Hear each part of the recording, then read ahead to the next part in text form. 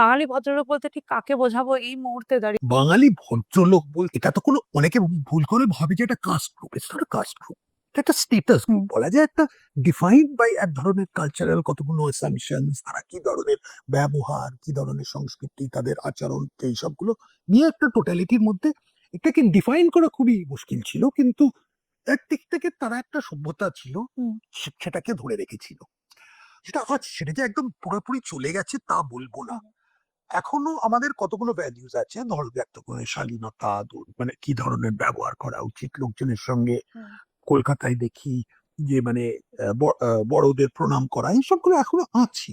বলবো না যে এগুলো বিকেলের গানের ক্লাস, নাচের ক্লাস। বিভিন্ন নাচে প্লাস রবীন্দ্রসঙ্গীত, কেউ কেউ ভালো গলায়, কেউ কেউ খারাপ গলায়, যাই হোক মানে পাড়াতে লোকাল ট্যালেন্ট দিয়ে সেগুলো আছে। কিন্তু কি হয়ে গেছে, একদিক থেকে হচ্ছে বাঙালি মধ্যবিত্ত সমাজ একটা এখন প্রায় একটা বড় অংশ তারা ওয়ান ওয়ে টিকিট করে চলে গেছে। এটা চিরকালই একটা প্রবাসী বাঙালি সমাজ ছিল সব জায়গায়।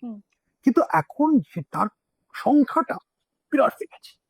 আর all the talent, literally all the talent of West Bengal is going মানে বাংলার বাইরে বা ওভারসিজ। তো এখন আজকে যেটা দেখছি যে কলকাতার অনেক অনেক এলাকায়, পার্টিকুলারলি হাই রাইজ বিল্ডিং এ তুমি যাও, দেখবে তোমার মনে হবে এটা রিটায়ারমেন্ট হোম। যারা ইয়াং তারা কিন্তু সব চলে গেছে, নতুন সংস্থা এখানে হচ্ছে না। তাই বাঙালি ভদ্রলোকদের এখন সব থেকে বড় যে সংকটটা হচ্ছে যে তারা তাদের মানে ওটা ইকোনমিক বেস, কোনো ইকোনমিক বেসটাই চলে যাচ্ছে। তাই জন্য এখন তারা কালচার নিয়েই আছে। আর অনেক সময় এখন যে ওই যে এটা আমাদের রবীন্দ্রনাথের দেশ, শরৎচন্দ্রের দেশ বলে ওই সব বলে, কিন্তু এটা ইভলভ করছে না, একটা স্ট্যাগনেশনে এসে গেছে।